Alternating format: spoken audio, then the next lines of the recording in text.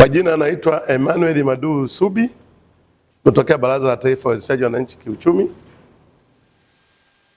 Baraza la Wananchi Uwezeshaji Kiuchumi ni nini? Ni chombo cha juu kabisa ambacho kina jukumu la kuhakikisha kwamba Watanzania wanashiriki kwenye shughuli za kiuchumi na uchumi unamilikiwa na Watanzania wenyewe. Tunaongozwa na sera ya uwezeshaji na sera ya uwezeshaji wananchi kiuchumi ya mwaka 2004 na sheria yake ndio tugaidi kufanya kazi. Jukumu letu la msingi kabisa ni kuhakikisha kwamba uchumi huu unamilikiwa na Watanzania wenyewe. Mechanics the house ni kupitia infrastructure zilizopo, mifumo na process. Moja kitu ambacho tunataka kueleza sasa hivi na watu wa UTT, tunataka kueleza na regulator capital market, tunataka kueleza vitu vingine. Masuala yote haya yanakuwa guided na hiyo sera. Sasa hiyo sera lengo lake kuu kuhakikisha kwamba Watanzania mmoja mmoja, kampuni, grupu wanashiriki kwenye shughuli za uchumi ili hatimaye waweze kumiliki uchumi wao. Kazi ya msingi ni nini? Tunafanyaje sasa hivi? How do we do it?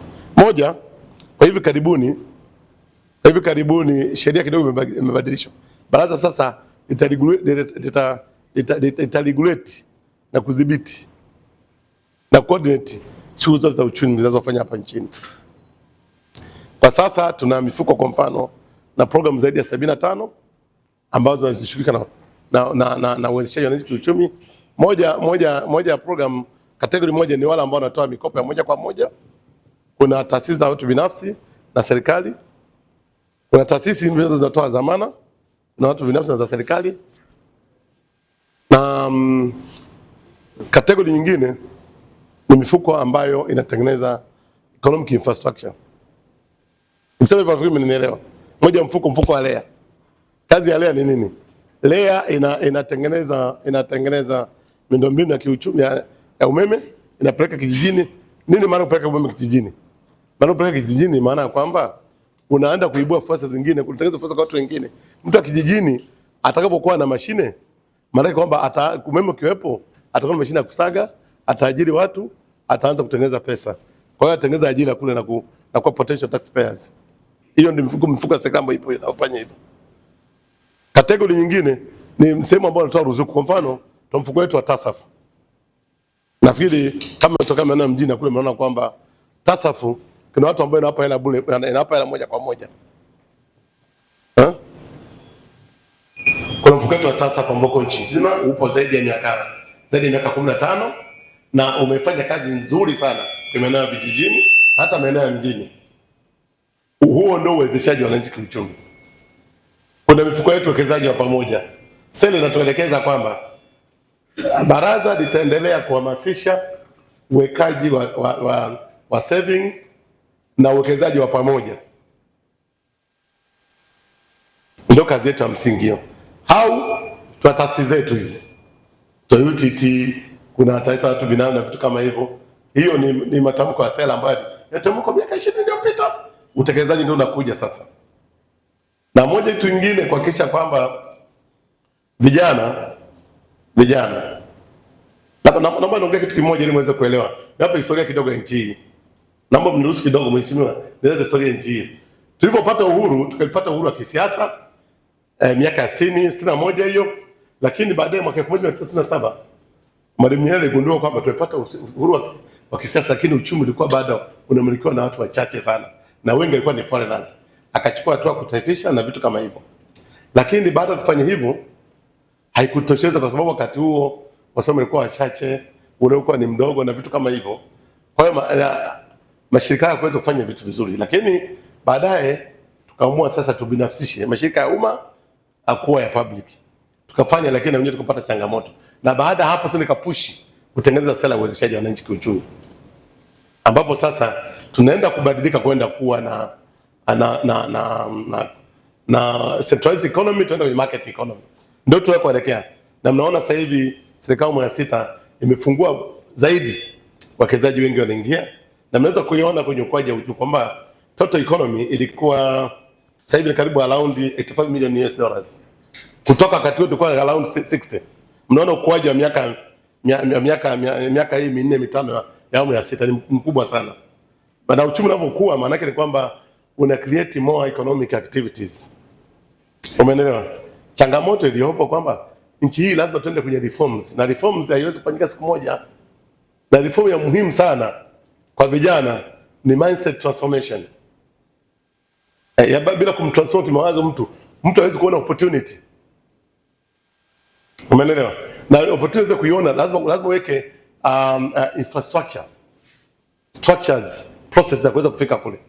Ndio serikali imeweka sasa, ikaanza UTT, ikaanzisha kile. All these are the infrastructures. Whether is ni taasisi au ni whatever au regulatory mechanism, zote infrastructure kwa serikali kuhakikisha kwamba Mtanzania anashiriki kikamilifu kwenye uchumi wake. Na unaposhiriki maana yake kwamba unaenda kumiliki uchumi wako. Na ndio maana sasa hivi tunasema kwamba serikali kwenye mchakato kuanzisha na sera ya local content. Kwamba lazima Watanzania wapewe umuhimu wa kwanza kwenye kila jambo. Ndio maana unaona kuna PPP, kuna masharti yanaletwa. Kwa mfano kama vijana sasa hivi kwenye sheria PPRA kuna 30% ya manunuzi yote nchi hii yamewekwa kwa makundi maalum. Makundi maalum pamoja na vijana. Mnalifahamu hilo vijana? Mnalifahamu na ngapi mnafahamu hiyo? Naomba mnyoshe mkono msiogope. Na ndio maana nasema lazima tubadilishe mawazo yenu. Kwamba kuna 30% kwa ajili ya vijana kwenye manunuzi ya nchi hii, kuanzia serikali za mitaa, kwenye mashirika, kwenye serikali kuu. Kwa lazima mlijue hilo. Imetengwa mahususi kwa ajili ya vijana. Kwamba tunaomba hilo mtembee nalo, nimehakikisha kwamba mnasajili makampuni na mnashiriki kwenye tenda hizo. Mjisajili kwa mfumo PPRA, ziko kwa ajili yenu. Sema sasa hivi sasa hello. Kwa lazima vijana mjue kwamba serikali yenu iko live, inajua matarajio yenu, kwa sababu ukiangalia population structure yenu mko wengi kuliko watu wote. Vijana ndio wengi, wako zaidi ya 60% ya Watanzania. Na ndio maana sasa mnapewa stake kabisa kwamba kuna 30% ya manunuzi nchi ni kwa ajili ya vijana. Na program mbalimbali serikali imeanzisha. Kuna mfuko wa vijana, nafikiri mnafahamu, 10% ya halmashauri 442. Mnafahamu hilo jamani? Mnajua? Nani anajua hiyo? Kuna mfuko wa vijana wanawake, nani anajua? Unaona sasa mindset transformation, lazima tubadilishe mawazo ya vijana. Kuna hela kila halmashauri hii nchi hii kwa ajili ya kukopesha vijana zipo na zimekuwepo miaka mingi. Ninaomba vijana mchangamkizo fursa. Mwangalie masharti yake yakoje, muweze kushiriki kamilifu ili kuwezesha kupata mitaji. Tunafahamu kuna changamoto ya kupata mitaji, nafahamu. Na moja ya changamoto kubwa kutokuwa na collateral, mitaji hazitaji dhamana, mlitambue hilo. Changamoto ya mabenki najua yanakuwa na interest rate kubwa, hizo zina riba ndogo zaidi kuliko riba yote ile. Hilo nafikiri lazima mwanze mjue vijana, mjue kwamba kuna hiyo opportunity. Na changamoto nyingine, vijana wengi wanakuwa hawezi kuwa na bankable project. Bankable project sio nasema kwamba kuandika miradi ambayo inaweza kukopesheka. Hilo ni changamoto, kwa sababu ukienda benki ataangalia cash flow, ataangalia hiki, ataangalia rate of return, ataangalia vitu kama hivyo, ataangalia balance sheet. Kwa hiyo unakuta hilo bado ni changamoto ambayo serikali inataka kufanyia kazi. Kwa hiyo changamoto ziko nyingi, ndio maana vijana wengi hawapati mtaji. Na reform kubwa ambayo imefanyika hivi karibuni, nataka niwaambie. Na ndio maana sasa hivi serikali kwenye structure yake imeanzisha kabisa wizara kwa ajili ya vijana. Maana sasa mnakuwa accommodated flow kwenye high level ya nchi na wizara yenu vijana. Maana kwa na wizara yenu vijana, kwa sasa ni wakati wenu sasa kutumia wizara yenu vizuri ili muweze kushiriki kamilifu kwenye uchumi wenu. Na kizuri zaidi alichofanya Rais wa awamu ya 6